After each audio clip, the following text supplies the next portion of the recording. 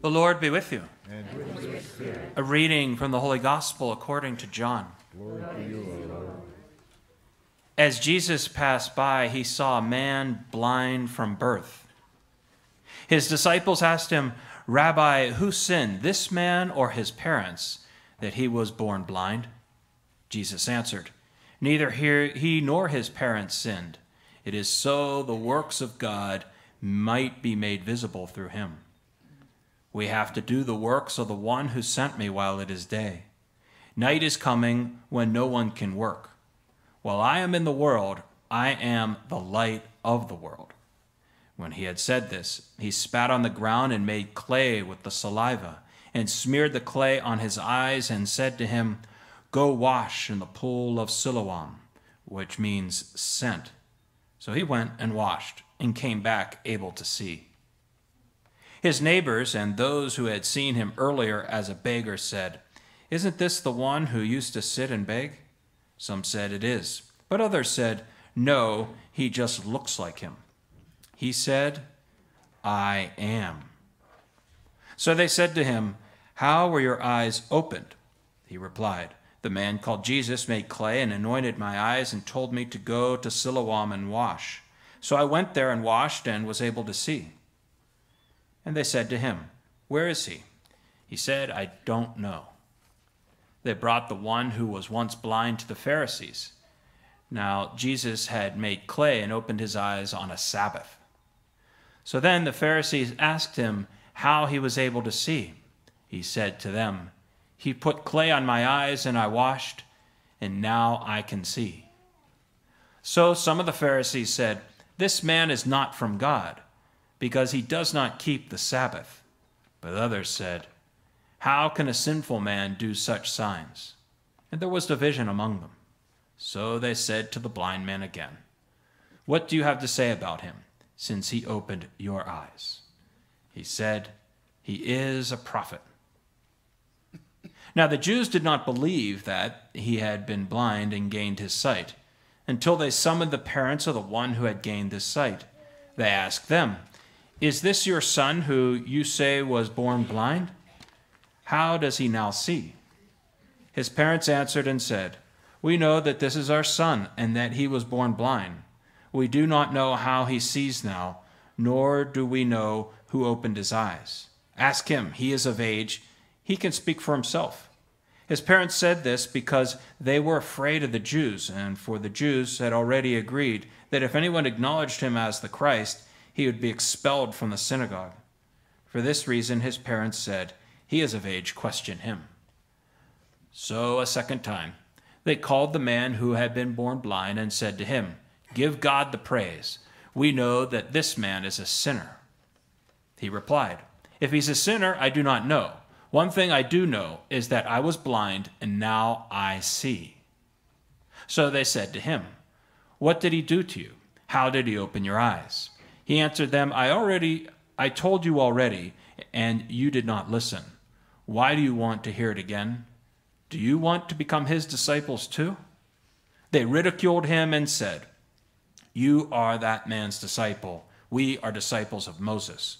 We know that God spoke to Moses, but we do not know where this one is from." The man answered and said to them, "This is what is so amazing, that you do not know where he is from, yet he opened my eyes. We know that God does not listen to sinners, but if one is devout and does his will, he listens to him. It is unheard of that anyone ever opened the eyes of a person born blind. If this man were not from God, he would not be able to do anything." They answered and said to him, "You were born totally in sin and are trying to teach us?" Then they threw him out. When Jesus heard that they had thrown him out, he found him and said, "Do you believe in the Son of Man?" He answered and said, "Who is he, sir, that I may believe in him?" Jesus said to him, "You have seen him, and the one speaking with you is he." He said, "I do believe, Lord," and he worshipped him. Then Jesus said, "I came into this world for judgment so that those who do not see might see, and those who do see might become blind." Some of the Pharisees who were with him heard this and said to him, "Surely we are not also blind, are we?" Jesus said to them, "If you were blind, you would have no sin. But now you are saying, 'We see,' so your sin remains." The Gospel of the Lord.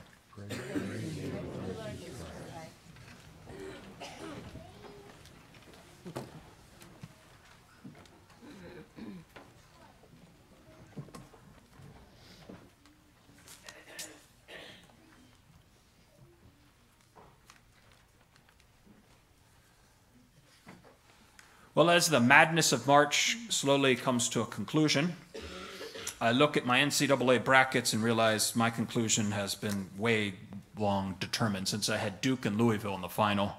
And Duke is out, Louisville's out, and I'm hopeless as always. And my little niece, who can't even spell the word Duke, is in first place. And our St. Simon and Jude Church did extremely well in the fish fry brackets, which was the battle between restaurants and churches and all that stuff. And we ended up getting to the Elite Eight and dutifully got that far. And yesterday, or Friday, we actually had the best fish fry in history in our church. So to be commended to all those who are out there frying up the fish, surfing up the stuff, and just coming out, because that's such a great way to allow our community to spread the great aroma of some very famous fishermen.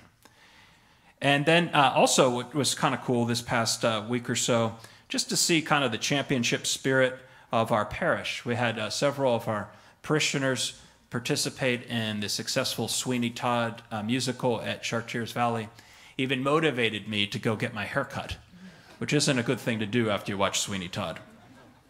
And then also, how can you not cheer on a young man in our parish, Declan Hickton, who his team swiftly won the state finals in basketball just a few days ago.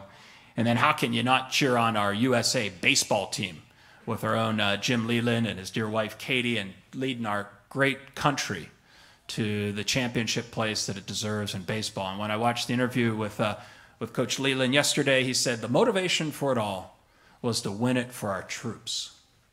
And that's where you start to see the great spirit that we were able to capture in our church and in our families and in our friends here, to see the way in which the Lord works through so many of you and us to bring about the great witness of our faith in indirect and direct ways. You know, today's gospel and the gospel last week have something in common. There's these nameless people, these nameless woman who was the woman at the well, and today there's this nameless blind man. And they both have these things that they're carrying around. Last woman at the well, she was thirsting for pleasure in all the wrong places and finally realized that her heart was going to be restless until it finally rested in Christ.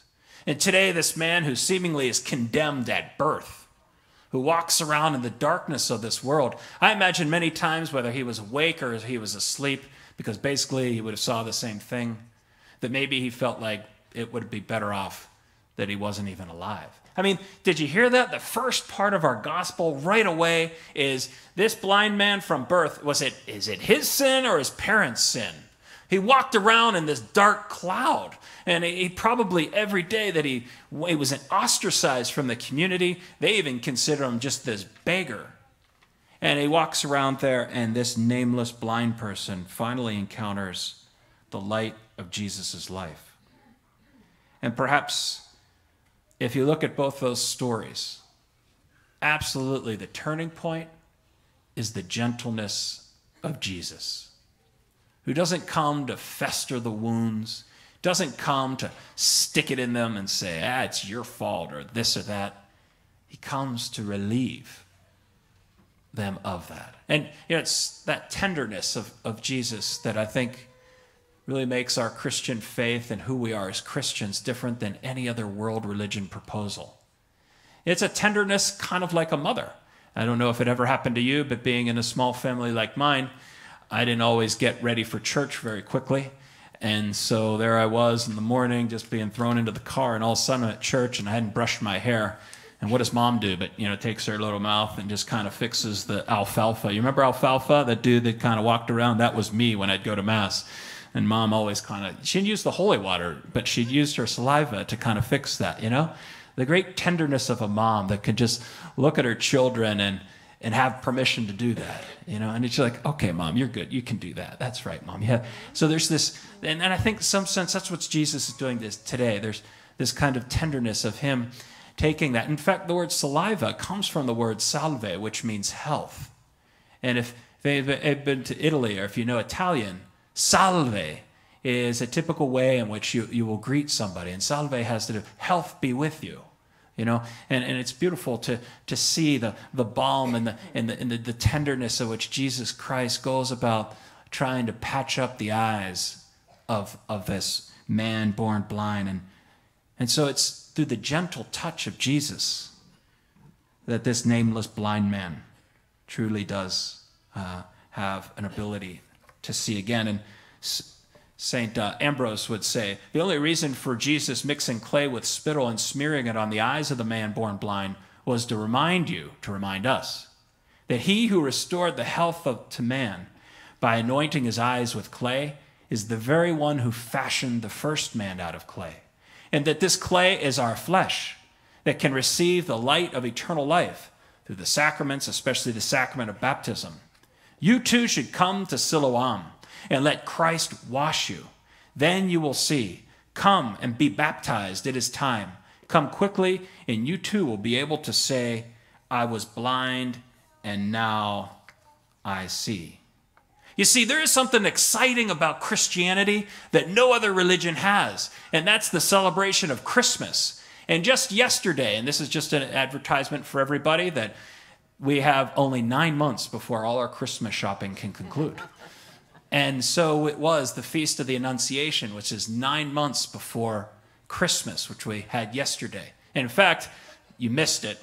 All your Lenten promises and all those things that you had yesterday, you could go back on it because it was a solemn feast day. Oh, well, ways goes, you know. So I even had a glass of wine yesterday, even though I gave up alcohol because I know the rules. But at any rate, which I normally do, but Father Tom made me do it. So does it sound familiar?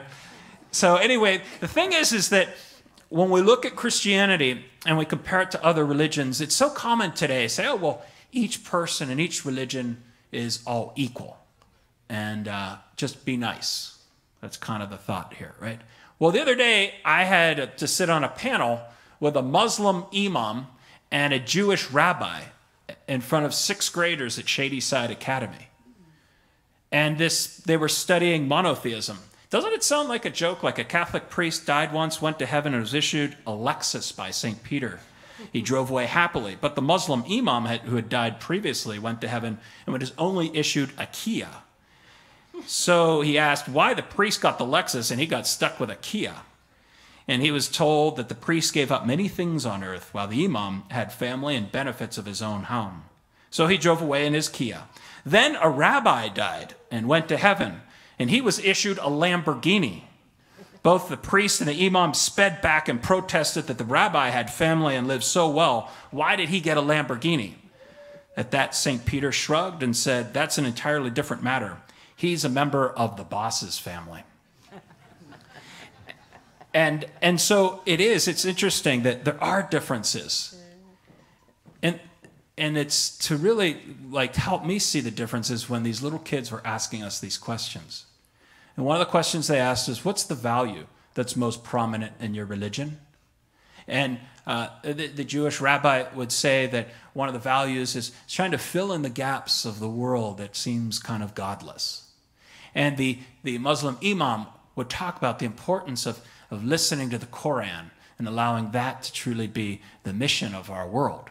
And so when it came to me and they asked about the values, it just kind of came into my heart. It's like, well, for 6th graders, what would be a value that Christianity could help them see? And I talked about Jesus washing the feet of the disciples.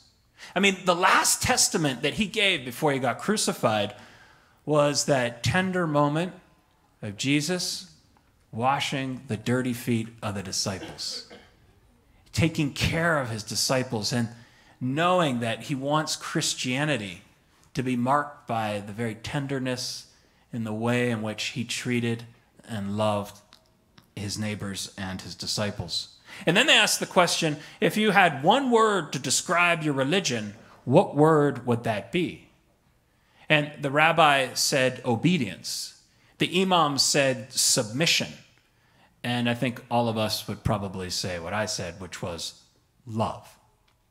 And so you start to see that there's something radically different about Christianity than any other monotheistic religion. And it's not to say that we're better or like, hey, yeah, we need, like we're perfect or more perfect than others, but we are in the sense that Jesus Christ is the specific difference. We celebrate Christmas. We celebrate the fact that our God can be this tender, loving person in a relationship that's both real and truly inspiring. And when you see the gospel passage today, you realize that this man walked around with this cloud in his eyes, and he probably was his own worst enemy every day that he woke up. And this tenderness of Jesus wasn't just something that was going to get rid of his physical blindness, but also perhaps even his spiritual blindness. Because I think that one of the things that causes our blindness is the fact that we are our worst enemy. We're not gentle with ourselves the way Jesus wants to be gentle with ourselves. Matthew Kelly's book, which I gave out at Christmas, has a little chapter on this, and one of the things in it goes, St. Augustine prayed, Lord, make me chaste, but just not yet. And for you see, he loved women. And he goes through this section, and he says he went to Ireland once, which is the source of all good in the world. And a wise priest said to him, be gentle with yourself, Matthew. And at first, Matthew Kelly brushed it off as being soft or even weak. I didn't get it, he said. Since then, I've discovered how difficult life really is. I've discovered how fragile we are as human beings. I've discovered that, yes, indeed, everyone you'll meet really is fighting a hard battle. One of the most important reasons to be gentle with ourselves is because if we can't forgive ourselves, we'll struggle to forgive others. If we cannot forgive ourselves or others, we will resist even God's forgiveness. When we are gentle with ourselves, when we are patient with ourselves, we develop awareness. Awareness breeds compassion. And every person who ever crosses your path needs a little compassion. And he concludes this chapter, be gentle with yourself, be gentle with others, and never stop striving to be all that God created you to be, the best version of yourself. And this gentleness maybe could be used as an image that just happened to me. I was driving to the bishops. We had all these priests getting together with the bishop the other day at St. Louis, de Marillac. And as we were driving up there, this guy, I was at the light there, and it's right near the South Hills Village Mall, and he honks his horn, and we're waiting, and he goes, your back right tire looks a little flat. And I had seen, sometimes you get like those little things that says the tire pressure's out, and I'm just like, it's probably because of the temperature change of this madness of March. And so I kind of ignored it and then realized, well, this is kind of weird. So I pulled over, went to there's a little gas station there and filled up the air. Didn't really think much of it until the next day I was pulling out and realized that the car wasn't handling very well. And it was completely flat. And our dear Mike Gallagher, who's business manager, great musician, and also a tremendous mechanic, helped me change the tire and put on one of those, whatever replacement type of things. I just drove down the street there, and I thought, I saw there was like this screw in it. I'm like, this is a no-brainer. You pull it out and you just cork it. Well, it happened to be that particular screw dug so deep and it popped the interior rib of the tire. So they said that instead of a 5-minute fix for $15, it's going to be a little bit longer. And since I have a Nissan Rogue, which has all-wheel drive, and each wheel was about 50%, that I didn't need one new tire, I needed 4 new tires. And thus, this 15-minute, $15 trip took a little bit more than $15 and a lot more than 15 minutes. But sometimes our dark spot can be like that screw in the tire, and it holds us back from achieving and being the best version of ourselves. And there is no doubt that the blindness, the symbol of the blindness of the nameless man who was born blind, perhaps it's for us that we're our own worst enemy. They say in a survey just done out of UCLA that the thoughts of human beings, our thoughts, 73% of them are negatively against ourselves. That we personally kind of cultivate 73% of our thoughts are against ourselves. In other words, it's almost as if we have this kind of dark screw that goes into our hearts, and we need the Lord to just be able to pluck it out and give us the vision that we hear in this first reading, which was so eloquently read. It says, "Not as man does God see, because man sees with the appearance, but the Lord looks into the heart." Imagine the tenderness of Jesus Christ, who created every fiber in our heart, in our mind, and in our soul. The way he looks at each one of us is so much different the way the world does, the way others do, and the way we do. Let us just take a moment to ask the Lord to let us see ourselves through his tender eyes. And perhaps this week, to be gentle to ourselves the way Jesus wants to be gentle with each one of us.